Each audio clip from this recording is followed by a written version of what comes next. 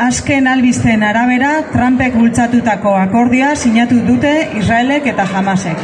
Hala ere, Israelek Gaza bombardeatzen jarraitu du, baita Zisjordaniako lurraldeak okupatzen ere.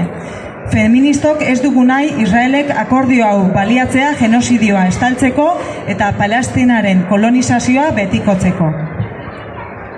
Euskal Herriko mugimendu feministaren parte garenok, Palestinar herriari gure babesa eta elkartasuna adierazi nahi diegu. Jarrai dezagun Palestinaz hitz egiten. Jarrai dezagun genozidioa salatzen. Jarrai dezagun ardura hartzen. Jarrai dezagun Israeli boikot egiten.